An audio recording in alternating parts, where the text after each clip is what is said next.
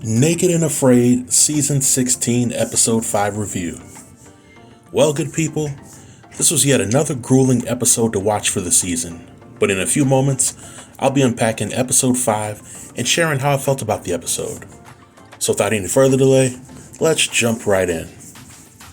If I had to describe Episode 5 into a few words, I would say that it was a bit longer than it needed to be, but I'm glad that we're continuing to get back to the basics of Naked and Afraid for the season. Now for episode 5, we have 4 survivalists that are participating in the 21-day challenge. These survivalists are Jenny, Heather, Lauren, and Robin. And upon learning that this challenge would have 3 women and 1 man, my immediate thoughts were that this challenge would either be a little difficult or extremely difficult, and this is solely based on the past challenges that only had women or the women outnumbered the men. Now at the beginning of the challenge, Jenny and Heather are the first cast members to meet up. Jenny is a substitute teacher from Hawaii, but she has experience hunting and cleaning animals, so her fearlessness will be definitely needed during the challenge like this. Heather is a hairdresser during the day, but she hikes mountains and specializes in endurance challenges during her free time. We later learn that Heather has some experience with fishing, but because it wasn't really mentioned early on in the episode, my thoughts are that her experience is very minimal at best.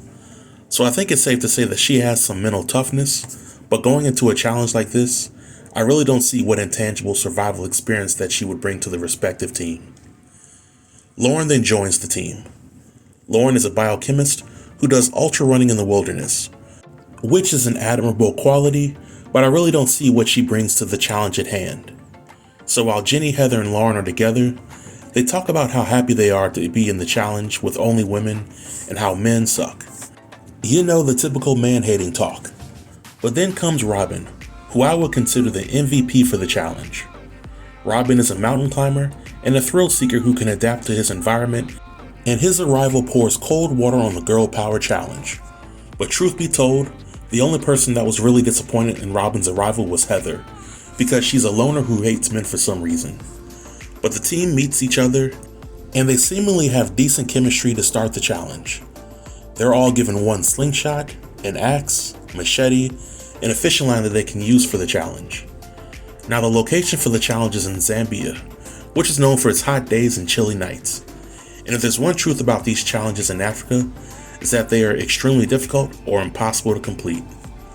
But things start off fairly cordial for the 4 survivalists early on. Heather appoints herself head of fishing, and she makes fishing her primary goal for the group, while Jenny serves as her assistant, and Lauren and Robin are stuck collecting firewood and scavenging for food.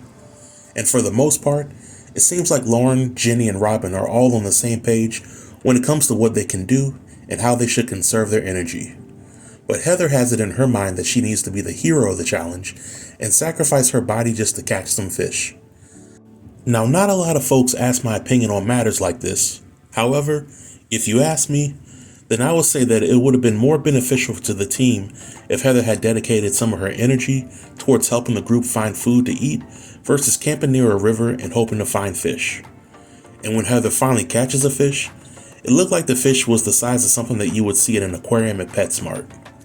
But throughout the episode, I viewed Robin as the MVP because of what he brought to the challenge, which was his ability to adapt. You see, good people, Robin was able to put his ego aside when he learned that his teammates really didn't want him to be there. He was able to do what needed to be done in order to provide the things that the team needed.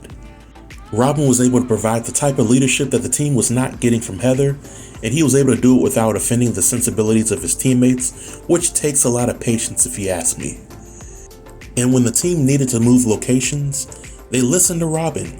However, I do suspect that the cast members all threatened to tap out if production didn't throw them a lifeline, and production found them a better spot for them to move to.